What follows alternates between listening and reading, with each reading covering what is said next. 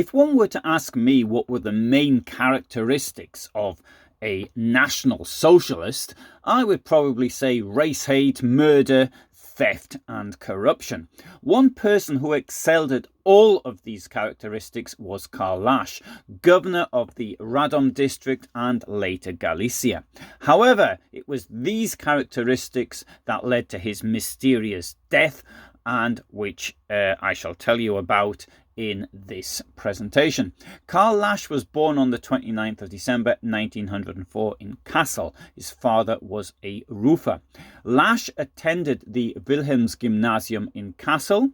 After completing an apprenticeship at a commercial bank, he studied economics at the Universities of Cologne, Göttingen and Munich from 1924 and graduated in November 1927. At the beginning of June 1928, Lasch became auditor at Klöckner-Werken AG Castrop-Rauxel. In 1928, he received his doctorate in political science from the University of Cologne. Lasch had an excellent education and had good future prospects in industry, despite the economic crash that was about to occur just as he came onto the job market. Nonetheless, he chose a career in crime. He lost his job at the Klöckner Group because of financial irregularities. He was then employed as a chartered accountant in Kassel, but this ended with a charge of embezzlement. Possibly he gained a reputation in Kassel and felt it was time for a move to somewhere where he was not known. So in early 1931 he moved to Munich to study law. While studying, he took a job at the Allianz Insurance Company. Munich was the hot seat of National Socialist agitation. It had been the scene of Hitler's rather ridiculous coup only a few years before in 1923. Whilst in the Bavarian capital, Lasch met Hans Frank, who was then the Justice Commissioner and Bavarian Minister of Justice. This was to present Lasch with his biggest career opportunity. Indeed, an opportunity so big it was an opportunity to die for, which is precisely what happened. To go back a couple of years, in 1928, the Bund National Socialist Deutsche Juristen, the National Socialist German Lawyers Association, BNSDJ, was founded. This was an organization within the NSDAP, the Nazi Party, and its founder was none other than Hans Frank.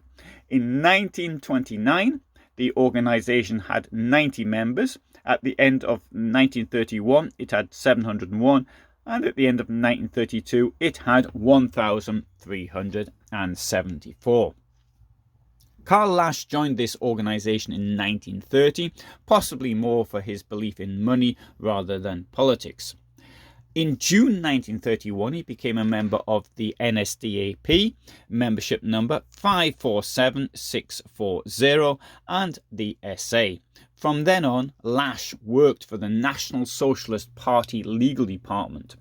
In the SA, Lasch achieved the rank of Sturmbannführer, which is the approximate military equivalent of major. At the beginning of June 1933, Frank made him provisional managing director and in October 1933 full-time managing director of the Academy for German Law.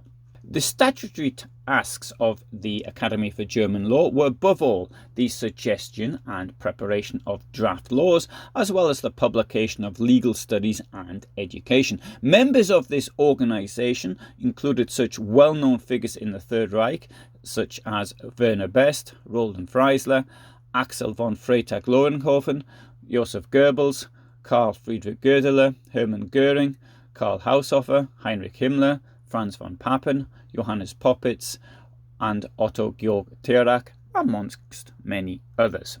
As the head of this organisation, Lasch had access to unpublished papers which came in very handy when it came time to do his law dissertation.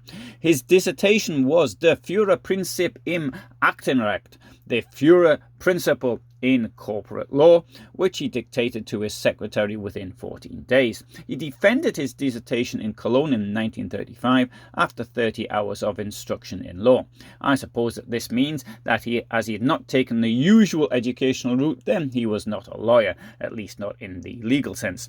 SS investigators later came to the same conclusion, and this was later to come back to haunt him.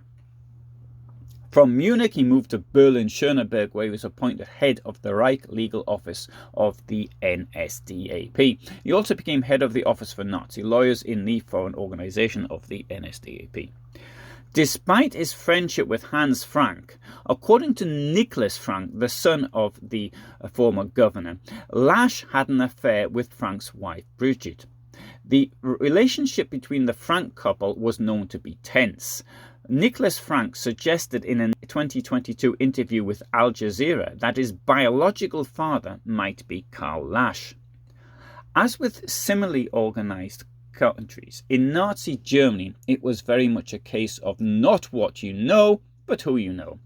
Hans Frank looked after his friend Karl Lasch. Despite having no experience or qualifications for the job, Frank, who had become Governor General of occupied Poland, made arrangements for Lasch to become Governor of the Radom District in German-occupied Poland. The Radom District was one of 4 in occupied Poland, the other districts being Warsaw, Lublin and Krakow. Following the invasion of the Soviet Union, a 5th district came into being. This was the district of Galicia, with its capital in Lvov. In August 1941, Frank named his friend Lasch as governor there. This photograph dates the 1st of August 1941, with Lasch making a speech in Lvov to commemorate the district of Galicia becoming part of the general government. I came across this amateur film, which is today in the Steven Spielberg video archive and comes from Nicholas Frank. I think it dates the early part of 1940, and here we see Lasch eating with Hans Frank and another person who I believe is Josef Buhler, who was then deputy governor of the general government and who later attended the Wannsee conference on behalf of Frank. I think this was filmed at Krzeszowice, to the northwest of Krakow, where Frank had a residence. Life under Lasch was not easy. In April 1941, all Jews in Radom were ordered into a ghetto. The proclamation we see here is signed by Hans Kujat, who was the mayor of Radom and who later followed Lasch to Galicia, where he became the mayor of Lvov. I have a theory that Kujat might also have been mixed up with the black market activities of Lasch, but he got away with it because of his loyalty to the SS rather than to Hans Frank. However, this theory is based on circumstantial evidence only, and I might come back to it at a later date. On the 8th of November 1941, Lasch ordered that all Jews in Lvov be imprisoned in a ghetto. In this poster of the 19th of November 1941, he ordered that Jewish specialized workers live in a certain area. This, of course, would make it easier to deport those deemed unnecessary later. At the same time, non-Jews were ordered to leave the area designated for the ghetto.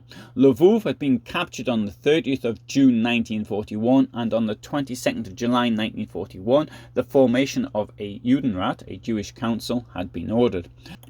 On the 21st of October 1941, now after Lasch's appointment as governor, he argued at a meeting for the general government that a ghetto needed to be set up in Lvov. When it was set up 2 weeks later, it was in an area that was inhabited by the Lvov poor, and the buildings were mainly in a bad state of repair. On the orders of Lasch, the occupation authorities allowed people being ordered into the ghetto to take only 25 kilos of luggage with them, a totally unnecessary and cruel thing to do. In an area previously inhabited by 20,000 to 30,000 people, 135,000 Jews were forced to live. The official allocation of 3 square meters per person was a complete illusion. On average, 10 people were crowded into one room. As from the first day of war, a tide of brutality, terror and murder descended upon Poland. Lasch eagerly participated in this orgy of horror, showing himself to be a ruthless anti-Semite, carrying out anti-Jewish measures of his own accord and with great cruelty. However, he also saw the money-making opportunities which presented themselves as part of the Holocaust. Terrified people could be the victims of extortion. Defenseless people could have everything stolen from them. At the same time, he organized smuggling in and out of the general government.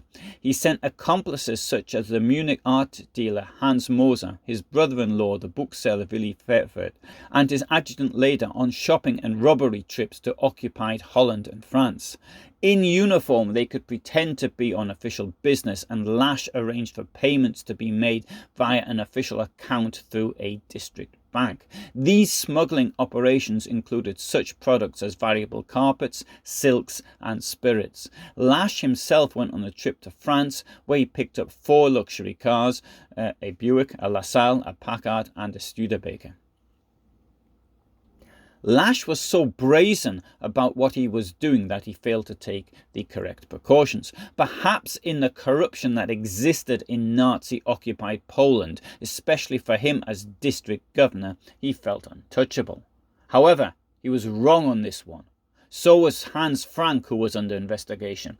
Authorities learned that in 1 month alone, November 1940, Frank had sent to his home in Germany 72 kilos of beef, 22 kilos of pork, 13 kilos of pork sausage, 11 kilos of ham, 20 geese, 50 hens, 11 kilos of salami, 80 kilos of butter, 20 kilos of cheese, 20 kilos of coffee, and 56 kilos of sugar.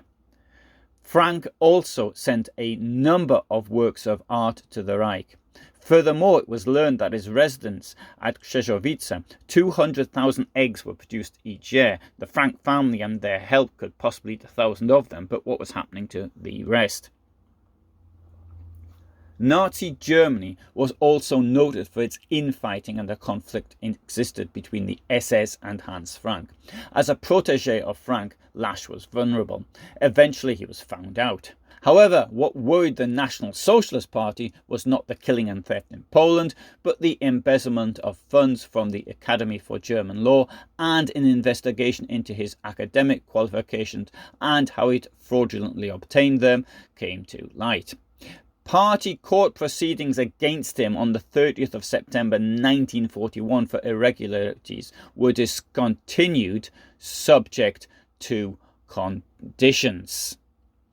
In November 1941, the father of Lasch was detained whilst driving a vehicle full of smuggled goods, including carpets, rugs, silks, spirits, and other goods from the general government to the Reich. He was fined, but the security police began an investigation.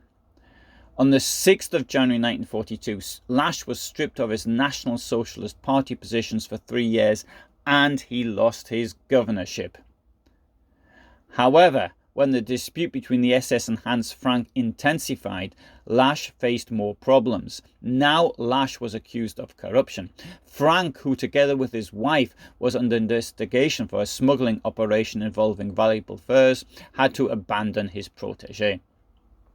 Lasch was arrested on the 24th of January 1942 and imprisoned in Krakow. His house was raided, and inside all sorts of contraband was found, including silver, works of art, porcelain, furniture, furs, and other valuable objects which had been stolen or smuggled. The investigation brought to light the full extent of the criminal activities of Lasch. He had used a 20,000 Reichsmark gift from a company in Częstochowa to buy paintings in Holland, which he already owned and which were supposed to be for his office in Radom. He made 17,000 Reichsmarks from the sale of government-owned furniture in the general government. He was selling goods privately that had been confiscated by the state. He was taking state funds for himself. He used building materials and workers from Poland to build up property for himself in Bavaria. He used his wealth thus gained to allow his friends to live in luxury, and even permitted lady friends from the Reich to come to the general government on shopping sprees. Some of these later became sexually involved with him. In March 1942, the case against Lasch was transferred to a court here in Breslau, today Wrocław in Poland. In a lengthy statement given to the Chief of the Security Police and Security Service in the General Government, Karl Eberhard Schönegaard, during an interview on the 26th of April 1942 following his arrest. In mitigation of his actions, Lasch stated that nearly all the leaders in the General Government had enriched themselves in this way, and some even more extensively.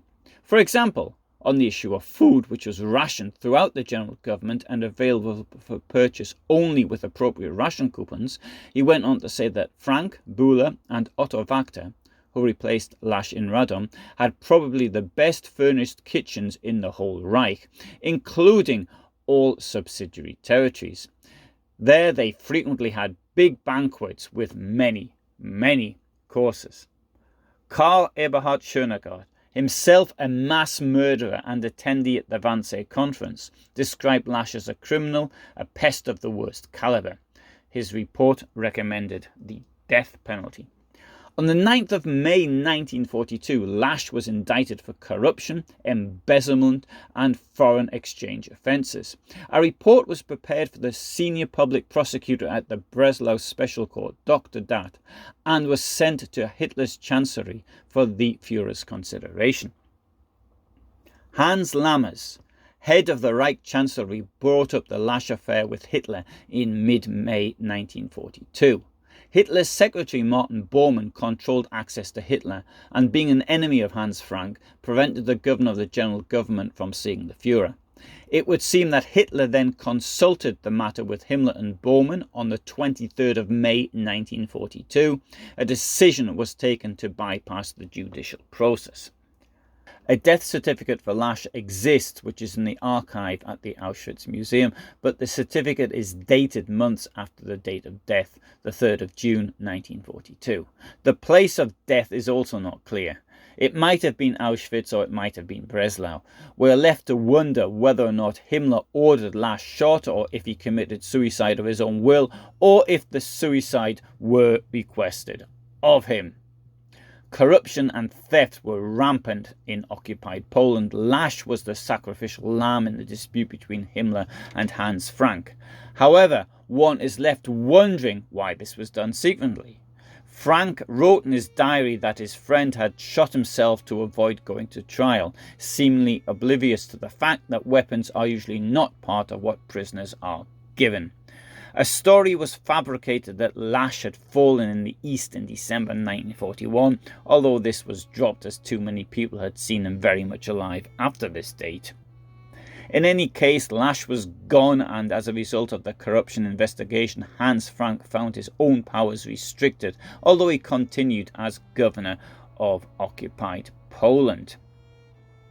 The person who succeeded Karl Lasch as governor of Galicia was Otto Gustav Wachter, who also had a strange death, in this case in the arms of a Nazi-supporting priest.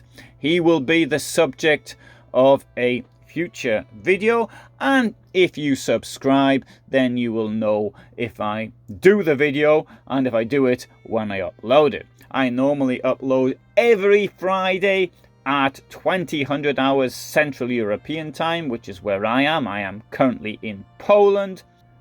So I hope you found this all very interesting, and thanks very much for listening.